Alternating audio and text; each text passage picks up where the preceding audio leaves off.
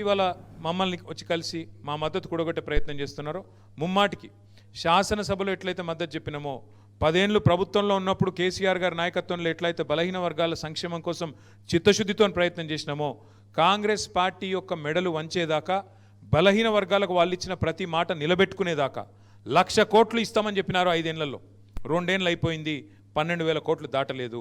ఆ 12,000లో కూడా ఖర్చు చూస్తే మీరు లెక్క తీయండి దయచేసి, పెద్దలు ఉన్నారు, నాకు తెలిసి 8,000 కోట్లు కూడా దాటలేదు.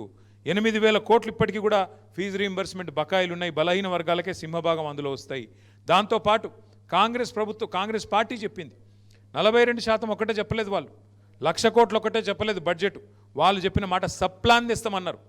దయచేసి మీరు ఈ మాట నేను అంటుంటే మీరు తప్పు పట్టొద్దు, తప్పు అనుకున్నా దయచేసి నేనైతే చెప్పాల్సి వస్తుంది.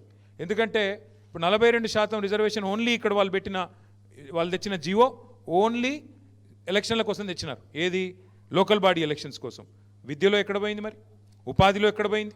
42% కాంట్రాక్టులలో ఇస్తామన్నది ఎక్కడ పోయింది? దాని గురించి ఎందుకు మాట్లాడతలేం మనం?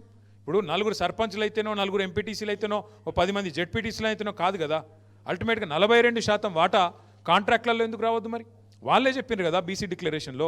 అది రావాలి అంటే కేవలం మనం ఓన్లీ రిజర్వేషన్ల గురించే మాట్లాడుతామంటే రిజర్వేషన్ అల్ల కూడా రావాలి కదా మరి.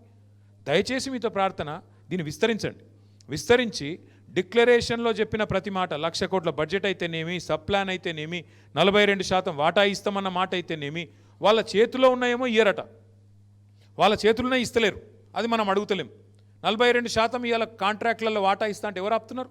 ప్రభుత్వం ఒక జీవోతో అయిపోదా? దానికైతే ఎక్కువ అడ్డం రాదు కదా, దానికైతే సీలింగ్ లేదు కదా, సుప్రీంకోర్టు లేదు కదా, దాని గురించి ఎందుకు మాట్లాడతలేం మరి? ఇవాళ రేవంత్ రెడ్డి గారి ప్రభుత్వం 2 ఏళ్ళు అయిపోయింది. 42% వాటా కాంట్రాక్టులలో బలహీన వర్గాలకు ఇస్తే ఎంతమంది బాగుపడతారు?